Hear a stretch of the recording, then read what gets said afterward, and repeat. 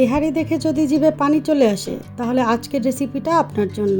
সবচেয়ে ভালো ব্যাপার হলো ঘরোয়া মশলায় খুব সহজেই তৈরি করতে পারবেন রেস্টুরেন্টের স্বাদের এমন পারফেক্ট বিফ তেহারি। ঝরঝরে চালের সঙ্গে নরম মশলাদার গরুর মাংস আর আলুর দারুণ কম্বিনেশন। প্রতিটি বাইটে পাবেন তেহারির সেই চেনা ঘ্রাণ আর অসাধারণ স্বাদ। কিভাবে রান্না করলে মাংস নরম থাকবে, চাল ঝরঝরে হবে আর তেহারির আসল স্বাদ পাবেন সেটা দেখতে হলে পুরো ভিডিওটা জুড়ে সাথে থাকবেন। তেহারির জন্য এখানে একটা মশলা রেডি করে নিব। প্রথমেই এখানে নিয়েছি একটা জয়ফলের অর্ধেকটা নিয়েছি 2 টুকরো জয়ত্রী ফুল, একটা নিয়েছি কালো বড় এলাচ, কয়েকটা নিয়েছি কাঠবাদাম। কাঠবাদামের পরিবর্তে যে কোনো ধরনের বাদাম নিতে পারবেন। 5-6টা নিয়েছি সবুজ এলাচ, 4 টুকরো দারচিনি, 6-7টা লবঙ্গ, 1 টেবিল চামচ কালো গোলমরিচ আর নিয়েছি 2টো তেজপাতা। তেজপাতা বাদে বাকি মশলাগুলো বেটে নিয়েছি। আর এখানে ছোট সাইজের বেশ কয়েকটা আলু খোসা ছাড়িয়ে ভালোভাবে ধুয়ে পরিষ্কার করে নিয়েছি। আর আজকের বিফ তেহারি রান্না করার জন্য এখানে আমি ঠিক 1 কেজি গরুর মাংস নিয়েছি। মাংসগুলোকে ছোট ছোট টুকরো করে কেটে নিয়েছি। তেহারির মাংস কিন্তু একটু ছোট করেই কাটতে হয়। আলাদা করে কিছুটা চর্বি নিয়েছি আর হাড় নিয়েছি খুবই কম। মাংস ধুয়ে পরিষ্কার করে নেওয়ার পরে চলে এলাম চুলায়। একটা প্যানে আমি দিয়ে দিচ্ছি পর্যাপ্ত পরিমাণে সরিষার তেল। তেহারির আসল স্বাদ ঠিক তখনই পাওয়া যায় যখন সরিষার তেলে রান্না করা হয়। তেলটা ভালোভাবে গরম হয়ে এলে এর মধ্যে দিয়ে দিচ্ছি কেটে রাখা আলু।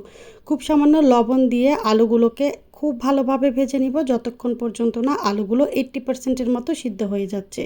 আলুগুলো ভাজার সময় অল্প আঁচে ভাজতে হবে। আলুতে খুব সুন্দর একটা সোনালি কালার চলে আসলে আলুগুলো তুলে নেওয়ার পরে প্যানের মধ্যে যে তেলটা আছে সেই তেলেই দিয়ে দিচ্ছি তেজপাতা। তারপরে দিয়ে দিচ্ছি 1 কাপ পেঁয়াজ কুচি। পেঁয়াজটা বাদামি কালার করে ভেজে নিব। পেঁয়াজ ভাজার সময় সরিষার তেলের কারণে এখানে কিছুটা ফেনা ক্রিয়েট হবে, এতে ভয় পাওয়ার কিছু নেই। অনবরত নেড়ে চেড়ে পেঁয়াজটা বেরেস্তা করে ভেজে নেওয়ার পরে চুলাটা অফ করে আমি কিছুক্ষণ রেস্টে রেখেছি। এতে সরিষার তেলের অতিরিক্ত ঝাঁজটা কমে যাবে আর তেহারির কালারটাও খুব সুন্দর আসবে। এখন প্রথমে তেহারির জন্য যে মশলাটা রেডি করেছিলাম সেটা দিয়ে দিচ্ছি 1 টেবিল চামচ ভর্তি করে আদা বাটা এবং 1 টেবিল চামচ ভর্তি করে রসুন বাটা। এখন এই মশলাগুলো 2 থেকে 3 মিনিট সময় নিয়ে ভেজে নিব। এতে মশলার যে কাঁচা গন্ধটা আছে এটা চলে যাবে। ভাজার সময় এখানে পরিমাণ মতো লবণ দিয়ে দিচ্ছি। মাংস রান্না করতে যতটা লবণের প্রয়োজন ততটাই এখানে ব্যবহার করেছি। মশলাগুলো খুব ভালোভাবে ভেজে নেওয়ার পরে এখানে খুব সামান্য পানি দিয়ে দিচ্ছি আরও 2 থেকে 3 মিনিট কষিয়ে নেওয়ার জন্য। মশলাটা যখন খুব ভালোভাবে কষানো হয়ে যাবে তারপরে এখানে দিয়ে দিচ্ছি আগে থেকে ধুয়ে রাখা গরুর মাংস। গরুর মাংস মশলার সাথে খুব ভালোভাবে মিশিয়ে নিব। তারপরে এখানে দিয়ে দিচ্ছি 3 টেবিল চামচ ফেটানো টক দই। টক দইটা ব্যবহার করার আগে অবশ্যই একটা চামচ দিয়ে খুব ভালোভাবে ফেটিয়ে নেবেন। আচ্ছা, তেহারি রান্নাতে কিন্তু শুকনো মরিচের ব্যবহার একদমই থাকে না, তাই এখানে দিয়ে দিচ্ছি বেশ কয়েকটা কাঁচামরিচ। ঝাল আপনারা আপনাদের পছন্দ মতো কমিয়ে বাড়িয়ে দিতে পারেন। এবারে ঢাকা দিয়ে মাংসটা আমি 40 মিনিটের মতো সময় নিয়ে রান্না করে নিব। মাংস রান্না করার এই সময় আমি এখানে আর কোনো পানি দিব না। 5 থেকে 6 মিনিটের মধ্যেই দেখতে পারবেন মাংস থেকে অনেকটা পানি বের হয়েছে। এতেই মাংসটা খুব ভালোভাবে সিদ্ধ করা হয়ে যাবে। ঠিক 40 মিনিট পরে এখানে মাংসটা খুব ভালোভাবে রান্না করা হয়ে গিয়েছে। এখন আমি চালটা প্রসেস করে নিচ্ছি। এখানে আমার হাতে যে গ্লাসটা দেখতে পাচ্ছেন এটা দিয়ে মেপে ঠিক 3.5 গ্লাস চিনি গুঁড়া চাল আমি ভালোভাবে ধুয়ে পরিষ্কার করে নিয়েছি। আর চালগুলো ধোয়ার পরে আমি কিন্তু খুব ভালোভাবে পানি ঝরিয়ে নিয়েছিলাম। এবার ধুয়ে রাখা চাল মাংসের মধ্যে দিয়ে দিচ্ছি।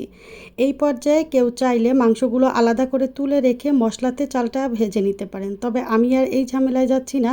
মাংসের মধ্যেই চালগুলো দিয়ে দিলাম। এরপরে দিয়ে দিচ্ছি পরিমাণ মতো লবণ। এটা চালের জন্য ব্যবহার করা লবণ।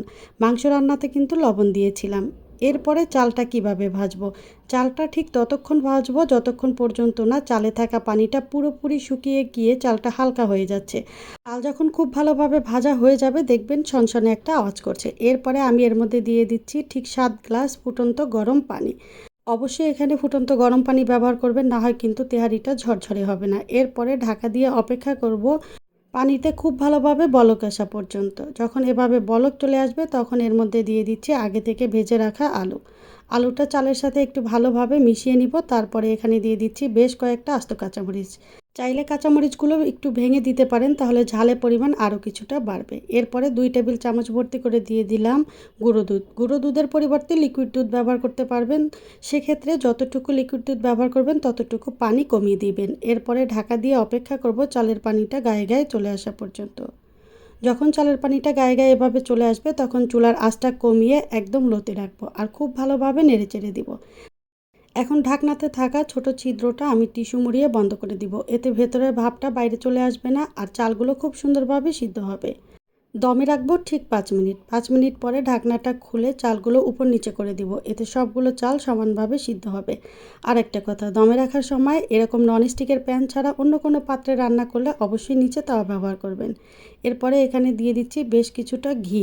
ঘি দিয়ে আরও 5 মিনিট ঢাকা দিয়ে দমে রাখবো। চিনি গুঁড়া চালের তেহারি 10 মিনিট সময় দমে রাখলেই যথেষ্ট। এর থেকে বেশি সময় দমে রাখলে তখন চালগুলো আবার একদম নরম হয়ে যাবে। একদম রেস্টুরেন্টের মতো স্বাদ পাবেন যদি এভাবে রান্না করেন। রেসিপিটি ভালো লাগলে লাইক, কমেন্ট, শেয়ার করে রাখতে পারেন।